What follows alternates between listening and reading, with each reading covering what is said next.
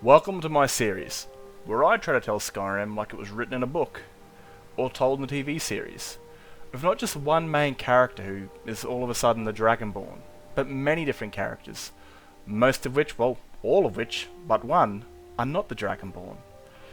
This story will be played by many different characters of all different sorts of backstories, and all different combat roles and personalities. I hope you come to enjoy watching this sort of stuff as much as I enjoy making it and playing it. If you guys enjoy, please leave a like, and subscribe if you want. And of course, if you're feeling a bit chatty, drop me a comment and it'll be fun to have a conversation. Anyway, I'm going to let you get to this. Have fun.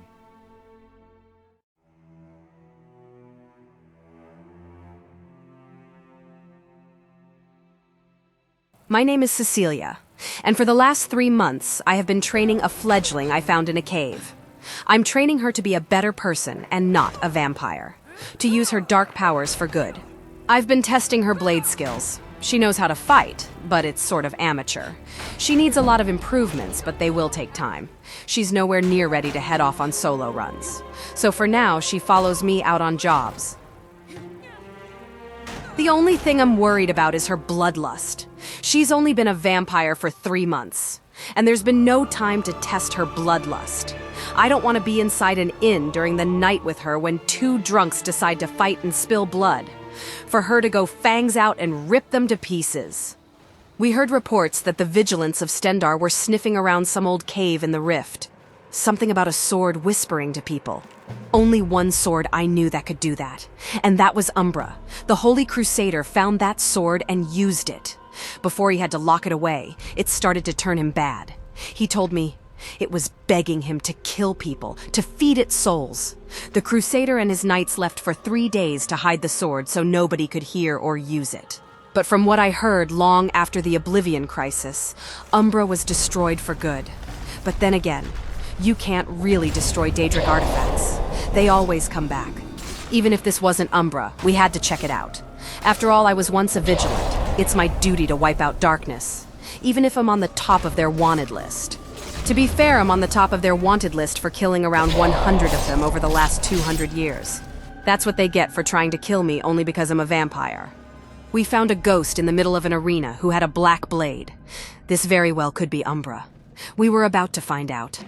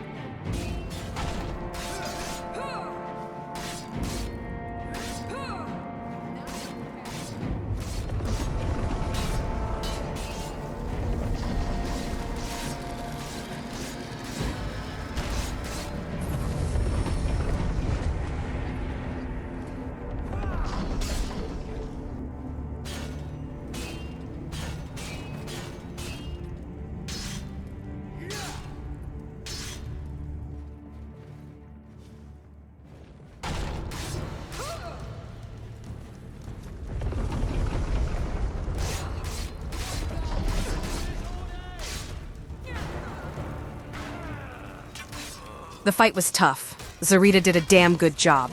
When I cut him down, the ghost was just a man. We fought Umbra itself, who had possessed this man. Umbra was known to eat the very soul of its user, that the person wielding the black blade would become Umbra. Would it work on me?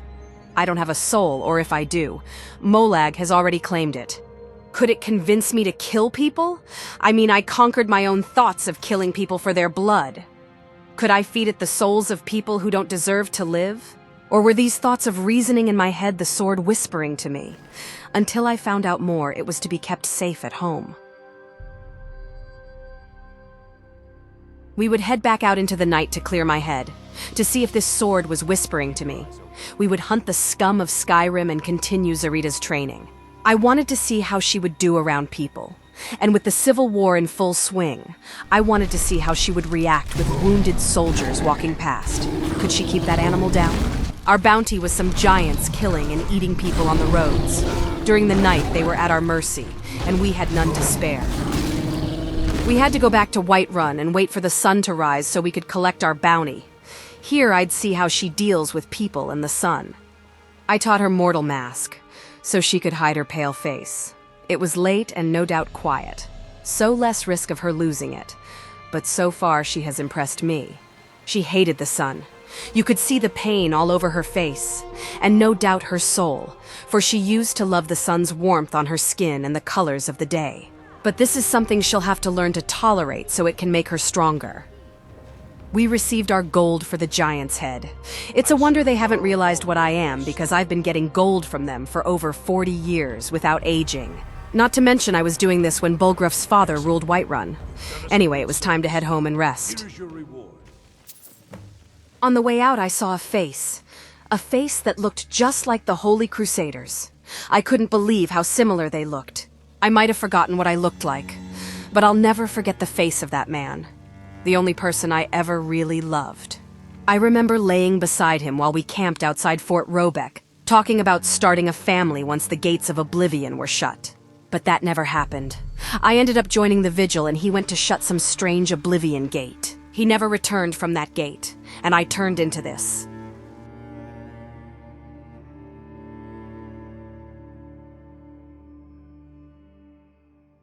Now, this is actually a really short one, but I really want to say this blade right here, Umbra, it's from the Sky Oblivion team. It looks freaking amazing. So you're going to find this in Sky Oblivion when it finally releases.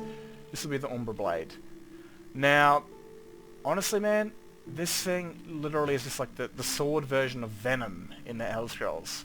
It's black, it's creepy, it's skulls all over it, devours souls. Like, if you think about Venom in the Marvel Universe, he kind of, like, absorbs you, becomes part of you, and slowly absorbs your mind into his mind, so you become the symbiote yourself, like, where you lose control and you can no longer... You just become the symbiote. The symbiote takes full control. And it whispers in your ear, you know, it heals you, all this sort of stuff. This blade is the literal physical embodiment of Venom in the Marvel Universe. It devours souls, it whispers in your ear, it turns you into the very blade itself. And yeah, it just, I don't know, man, like, its physical appearance looks like Venom, and it's just everything that Venom does. It whispers to you, it takes over you, it heals you if you get badly wounded, all this sort of crazy stuff. So, yeah, I'm a bit confused what I'm going to do with the sword, to be honest with you. Like, do I use it? Because obviously with a player, it can't absorb our souls, but I don't think it could absorb Cecilia's because she's a vampire. Maybe she's the perfect person to use such a dark blade. And maybe she doesn't really care about bad people, right? She's there to try and help people, to keep people safe. But if you're a bandit or a warlock or someone that willingly, purposely kills people or harasses, like, you know, rapes them, steals from them, beats them up, blah blah, she sees you as good as dead. You know, she does not care about your life whatsoever. You are scum, you are dead. So maybe she can feed the sword the souls of her enemies. It will lend its strength to her, but it won't be able to absorb her soul. You know, because she doesn't really have a soul. It's kind of already owned by Merleg Ball. As soon as she dies, she'll wake up in Cold Harbor. So yeah, maybe the sword and her might work a little deal. You know, she goes out in the hunt, and and a sword makes her a bit more powerful, but also absorbs the souls of all her fallen enemies. Yeah, it might do. Anyway, it's a rather short thing. I thought I wanted to show off Zarita kind of 3 months after her initial starting of training, that she's finally out there at the night experiencing, you know, doing the bounty hunter trade, that sort of stuff. She's very eager to impress and very eager to learn, because that's all she's really got in life at the moment. She lost a woman she wanted to marry, she lost the love of the sun and the day. She's got nothing really left. She can't go back home to her parents because they're in a friggin' super hot country, and she'd probably kill them. And so I think she's got to really kind of improve upon her situation and learn how to become a better vampire, so she can do better, you know, make sure that shit doesn't happen to anybody else, so no other vampires kill people that you know, whatever. She doesn't want that bad shit to happen to anybody else. So she'll follow Cecilia's path until she's strong enough to go out on her own. Or at least ready to go out on her own. So yeah, rather short one. I thought I'd leave it here. And I hope you guys enjoyed. And yeah, I'm out of it. Catch you later.